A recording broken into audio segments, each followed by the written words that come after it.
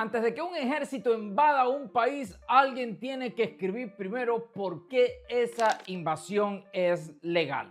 Y Marco Rubio acaba de firmar ese documento, 95 páginas, titulado Cuba, la capital del comunismo del siglo XXI, publicado por el Departamento de Estado de los Estados Unidos de América.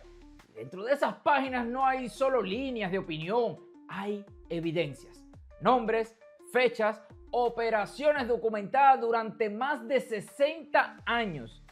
Y hay algo en que este documento que ningún analista está diciendo en voz alta. Algo que cuando lo entiendas, deja de ser un informe histórico y se convierte en la pieza legal más importante que Washington ha preparado en décadas. Este documento no fue escrito para informar al pueblo americano, fue escrito para que quien lo lea después no pueda decir que no lo sabía. Te voy a pedir a ti, que me estás mirando en este momento en cualquiera de nuestras plataformas, que te quedes hasta el final de este video, porque el propósito real de este informe es más frío, más calculado y más definitivo que cualquier titular hasta ahora dicho. El título del documento se titula Cuba, la capital del comunismo del siglo XXI. Y desde su primera página establece algo que ningún gobierno americano había afirmado con tanta contundencia en las últimas décadas. No significa que no estuviera ahí, sino que no existía la motivación política a pesar de las presiones del exilio para poder hacerlo, excepto cuando llegó Marco Rubio y Donald J. Trump. Marco Rubio lo anunció personalmente en su cuenta oficial y cito textualmente su mensaje. Durante más de 6 décadas, el régimen cubano ha sido el principal patrocinador del radicalismo de izquierda y del tercermundismo en Estados Unidos de América. El Departamento de Estado está exponiendo la historia completa de espionaje y subversión cubana a nuestro país. El pueblo americano merece saberlo. ¿Merece saberlo? Esa frase no es retórica de una campaña, es una declaración oficial de lo que viene a continuación, es información que el gobierno de los Estados Unidos de América considera del interés público y urgente. El informe se estructura en 2 ejes. El primero documenta el apoyo histórico de la dictadura cubana a organizaciones guerrilleras y grupos armados en América Latina. Varios de ellos ya clasificados como organizaciones terroristas extranjeras que emplearon tácticas de terrorismo. Cuba has sponsored terrorism and has supported groups. For example, virtually every left-wing, radical, violent terrorist group in the Western Hemisphere has at some point relied on support from Cuba. The ELN, the FARC dissidents, including them, have been involved there. We also know, for example, that Cuba continues to host a pretty substantial collection intelligence sites on behalf of the Chinese and the Russians. But you look at the region, you look at all of these leftist Marxist terrorist organizations, all of them, in many cases, got their seed money from the Cuban. Dígase, el Ejército de Liberación Nacional, el M-19 en Colombia, el MIR y los Montoneros en Argentina. El segundo eje es el que más se está discutiendo en los medios tradicionales.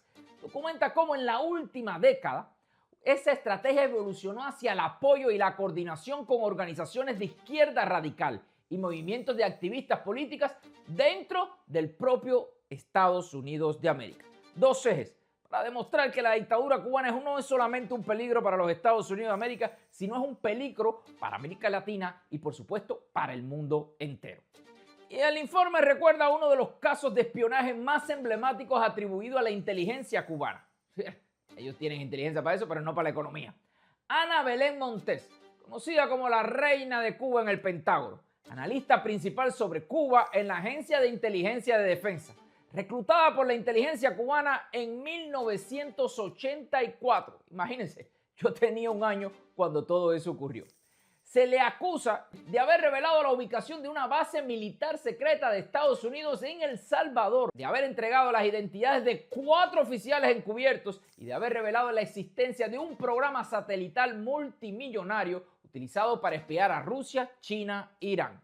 Orlando Boronat, del Directorio Democrático Cubano, califica este informe como un golpe tremendo para la dictadura cubana. Dijo que el gobierno de la democracia más poderosa sobre la faz de la tierra emita un comunicado como este, un informe tan minucioso, tan contundente como este, es una señal clara de la alianza, el apoyo real y la irreversible del gobierno de los Estados Unidos de América hacia el cambio democrático en Cuba.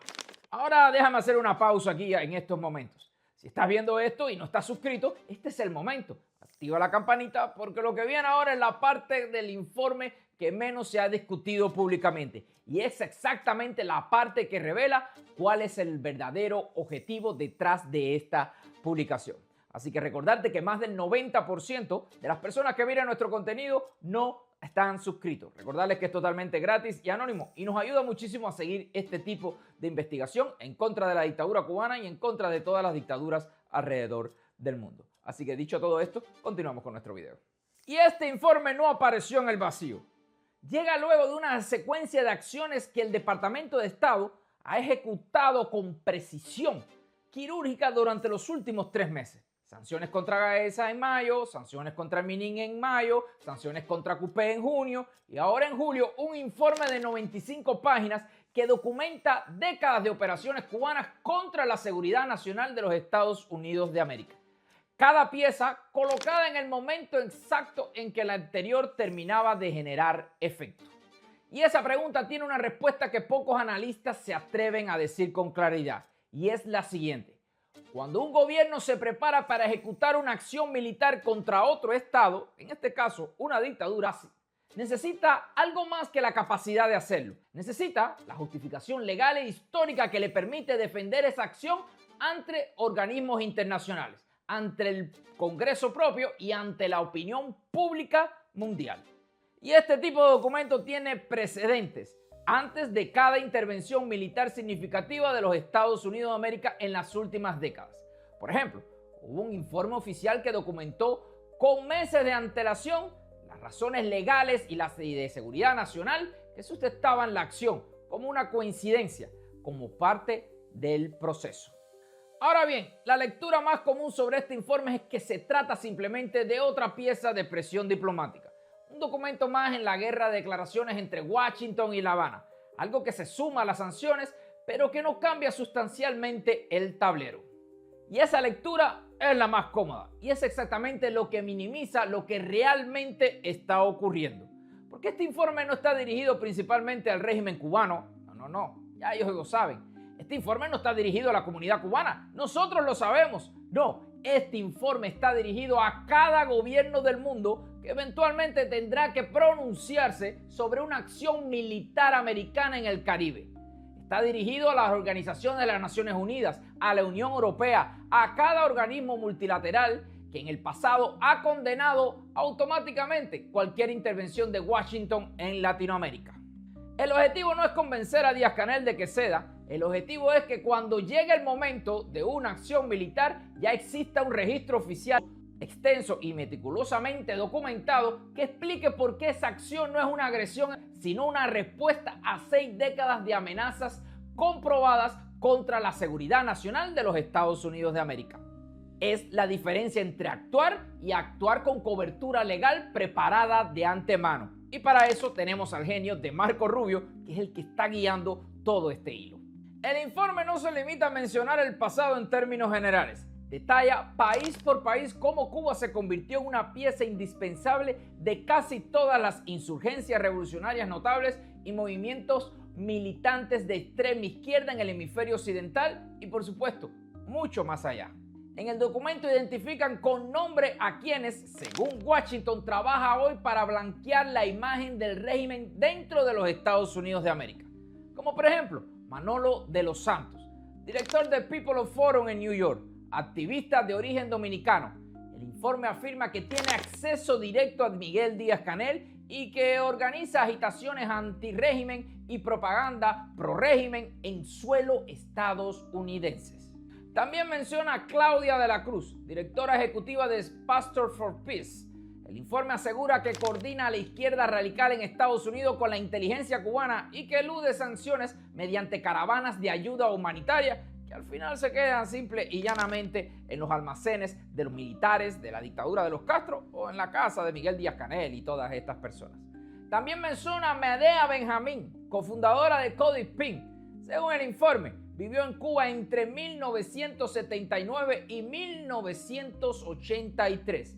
Es promotora de los llamados reality giras ideológicas para blanquear la represión del régimen. Esta misma persona, si no lo has visto, búsquelo en internet, para que ustedes vean cómo se enfrenta directamente a Marco Rubio como si fuera una orden directa desde La Habana. Para que ustedes vean que aquí nada ocurre por gusto. El analista político Fran Rodríguez ofrece una lectura directa sobre por qué esto importa ahora. Dijo, ellos mismos se refieren hoy en día como marxista, leninista y con todos los demás adjetivos. Y creo que por eso Marco Rubio y Donald Trump y el Partido Republicano en general han encendido la alarma de que tienen que hacer algo y demostrar su postura diametralmente opuesta a estas ideologías. El informe también documenta el impacto en organizaciones como Black Lives Matter, Cody Pink, que tuvieron protestas de izquierda, especialmente en el 2020 y 2022. No solo dentro de Estados Unidos, sino también en toda Latinoamérica. Se les acusa de financiar, manipular movilizaciones masivas. Y este informe no llegó solo.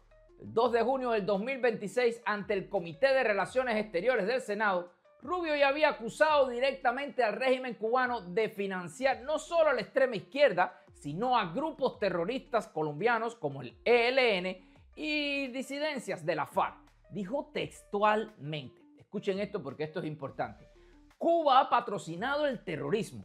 Prácticamente cada grupo terrorista radical de izquierda violento en el hemisferio occidental se ha apoyado en algún momento con el apoyo de Cuba. Señores, están acusando directamente a la dictadura de los Castro. Están poniendo todas las evidencias para cuando ocurra lo que tenga que ocurrir, pues mire, nadie pueda decir nada y condenar mucho menos. Pero aparte de todo esto, Marco Rubio también añadió, hay algo que conecta directamente con lo que hemos documentado y este canal sobre las bases chinas y rusas en territorio cubano. Dijo, bien sabemos, por ejemplo, que Cuba sigue recibiendo información de inteligencia de los chinos y rusos. Imaginen esto, 6 décadas de guerrillas financiadas, organizaciones activas dentro de los Estados Unidos hoy mismo, bases extranjeras de espionaje en territorio cubano, todo documentado en un solo informe oficial de 95 páginas.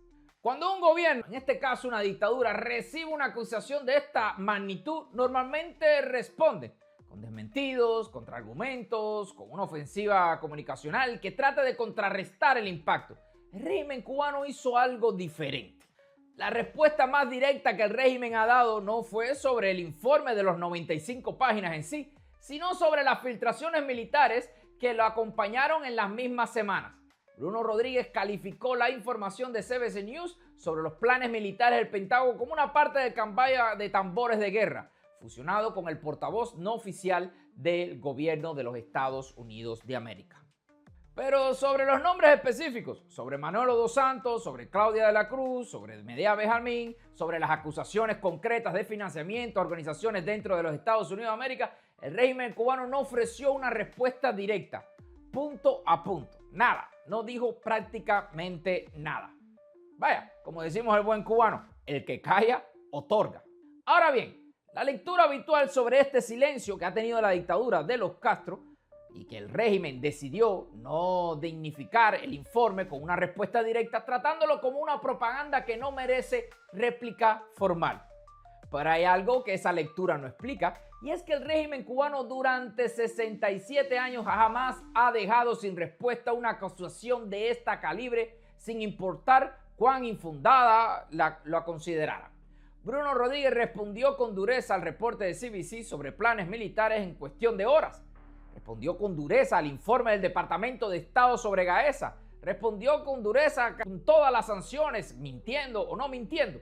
Pero igual, respondía. En este informe más extenso y detallado, jamás publicado sobre las operaciones internacionales del régimen, el silencio fue selectivo.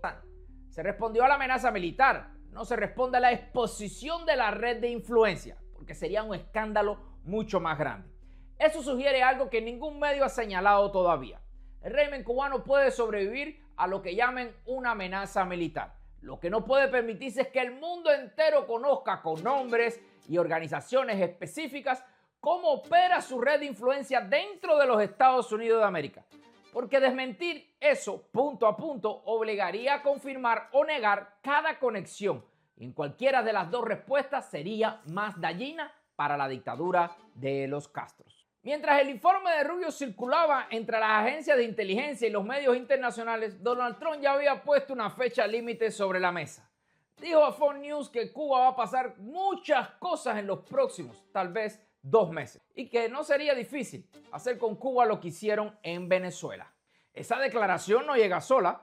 Más de 9.400 efectivos americanos permanecen posicionados en el Caribe bajo la operación Southern Spear, es decir, Lanza del Sur, la 24ª unidad expedicionaria de los marines activa desde finales de mayo. Roosevelt Road en Puerto Rico, completamente operativa y entrenando día a día, por supuesto, en zonas que se parecen bastante a la cubana. Por si fuera poco, CBC ya reveló que el Pentágono tiene analizando un plan de asalto aéreo liderado por la 101 División Aerotransportada, la única unidad especializada del ejército americano en ese tipo de operaciones, con el plan táctico completo, esperando la orden final en el escritorio del presidente. Y mientras eso ocurre en el papel y en las bases americanas, más de 8.100 soldados de las Fuerzas Armadas de los Estados Unidos de América también realizan ejercicios militares en Puerto Rico, como por ejemplo la gobernadora Jennifer González Colón lo confirmó públicamente. El territorio americano más cercano a Cuba, convertido en la plataforma logística que ya se usó para la captura de Nicolás Maduro Moros.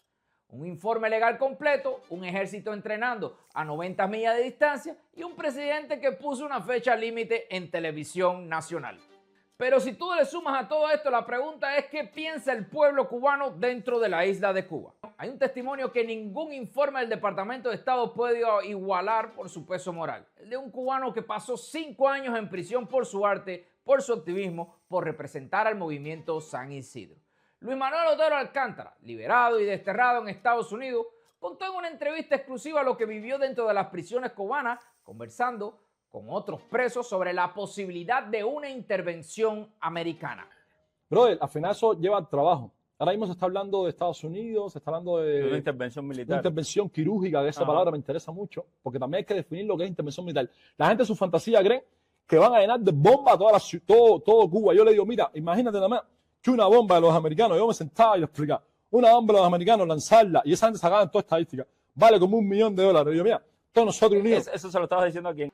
Y dijo algo que resume mejor que cualquier analista geopolítico. El estado real del sentimiento popular dentro de la isla de Cuba, dijo textualmente, yo apoyaría una intervención quirúrgica en Cuba. La gente la quiere, la gente está desesperada porque pase algo. Un preso político, no un exiliado con décadas fuera de Cuba, no un analista de Washington, un hombre que estuvo dentro de las prisiones del régimen hasta hace poco, unas semanas, diciendo que el pueblo cubano quiere que algo pase. Es decir, que si mañana los norteamericanos se meten dentro de la isla de Cuba, no van a ser recibidos como salvadores y no como conquistadores. Pero aquí explicó que tuvo que hacer para entender a otros prisioneros la diferencia entre una intervención quirúrgica y un bombardeo masivo. Imagina una bomba americana, la lanzan y esas personas, todas las estadísticas, valen como $1 millón. Miren, todos unidos. Y contaba cómo trató de explicarle que un ataque de ese tipo sería estratégico y preciso, no un bombardeo indiscriminado sobre la población. Y describió en un momento revelador, cuando llegó el petróleo ruso a Cuba, los presos se deprimieron porque entendieron que se les daba oxígeno al régimen. Y cuando llegó el cargamento de pollo de México, calculó frente a ellos que 10 toneladas de pollo no alcanzaban ni para 3 días para alimentar a todo el país. Todo era propaganda política. Y ese es el nivel de desesperación real dentro de la isla de Cuba. No la retórica de Canel diciendo que el pueblo va a defender la revolución. La voz de alguien que estuvo dentro escuchando a los presos calcular cuántos días de comida representan cada barco que llega. Y aquí es donde la historia converge en algo que nadie había conectado todavía. Porque la mayoría de los analistas tratan el informe de Rubio, las declaraciones de Trump, el ejército entrenando en Puerto Rico, el testimonio de Luis Manuel Otero Alcántara como piezas por separadas de la misma noticia general sobre Cuba. Pero no son piezas separadas, son las 3 etapas de un mismo proceso. El informe de Rubio construye la justificación legal e histórica para que ningún país pueda condenar una acción militar sin quedar evidencia como cómplice de 60 años de terrorismo documentado. El ejército en Puerto Rico y el plan de la 101 División Aerotransportada construye la capacidad operativa para ejecutarla. Y el testimonio de Otero Alcántara, viniendo dentro de las prisiones cubanas, construye la legitimidad moral que ningún documento oficial puede fabricar por sí solo, porque es la voz del pueblo que supuestamente se estaría invadiendo.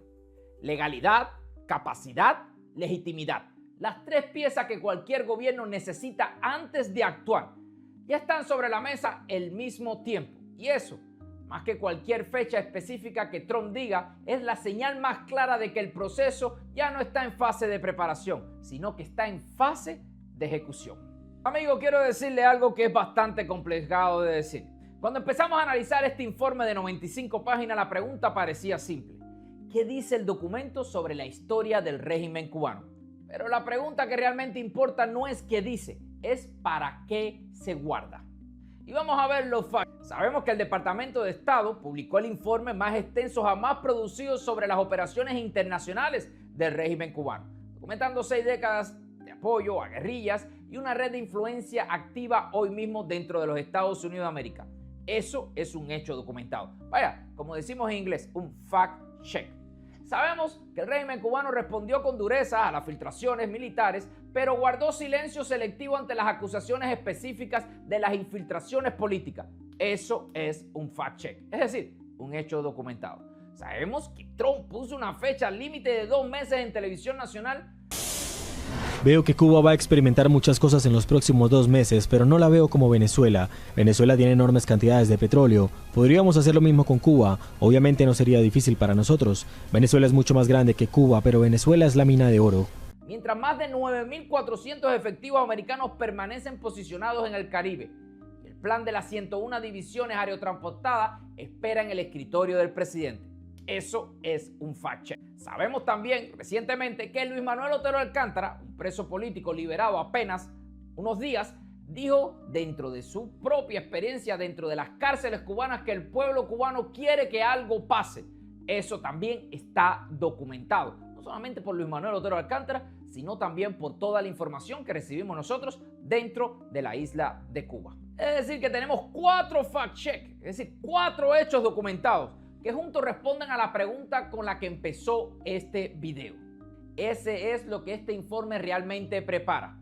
No una negociación, no una advertencia más una lista larga de advertencias. No, es el expediente que Washington necesita tener listo antes de actuar, para que cuando actúe ningún gobierno, ninguna organización internacional, ninguna organización de derechos humanos pueda decir honestamente que no sabía por qué.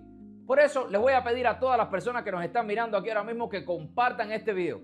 No por las vistas, sino porque el pueblo cubano lleva 67 años esperando que el mundo entienda lo que realmente ha vivido. Y ahora, por primera vez, ese entendimiento está siendo documentado oficialmente por el gobierno más poderoso del planeta. Por eso les pido que compartan ahora en todas sus redes. Y si no estás suscrito, este es el momento. Activa la campanita, porque cuando la fecha que Trump puso sobre la mesa se cumpla, ustedes tienen que ser los primeros en saberlo. Y ahora quiero escucharlo. Primera pregunta a todos ustedes que nos están mirando. El informe de Rubio documenta con nombres específicos a organizaciones que operan dentro de los Estados Unidos con supuestos vínculos con el régimen. ¿Crees que esto es suficiente evidencia para que el Departamento de Justicia abra investigaciones formales contra esas organizaciones? ¿O creen que se quedarán solo como un documento de presión política sin consecuencias legales directas? La segunda pregunta que te quiero hacer es, el régimen cubano respondió con dureza a las filtraciones militares, pero guardó silencio a las acusaciones específicas de infiltraciones políticas dentro de los Estados Unidos de América. ¿Creen que ese silencio confirma que las acusaciones son ciertas o creen que es simplemente una estrategia para no dignificar el informe con una respuesta? Y la tercera pregunta, que es la más polémica de todas y la que piensa todo el mundo, es, Luis Manuel Otero Alcántara, desde su experiencia como preso político, dice que el pueblo cubano quiere una intervención quirúrgica americana. ¿Creen que ese sentimiento realmente representa a la mayoría del pueblo cubano dentro de la isla? ¿O creen que la realidad es más compleja que la de un solo testimonio puede capturar? Quisiera leer cada uno de sus comentarios porque así trabajamos aquí. Nos gusta interactuar con nuestra comunidad. Porque este debate no termina aquí, termina cuando el expediente cierre, termina cuando Cuba sea libre. Así que nada, mi gente, mi nombre es Darwin Santana, este es nuestro ecosistema, el mundo de Darwin. Si no estás suscrito todavía, suscríbete, recordate que es totalmente gratis y anónimo. Y si no nos sigues en Facebook, por favor síguenos, que es totalmente gratis. Por supuesto, denos ese like que nos ayuda muchísimo a impulsar nuestras plataformas y para que esta información llegue lo más lejos posible. Y no se olvide, por favor, de compartir. Así que nos vemos en un próximo video. Chao.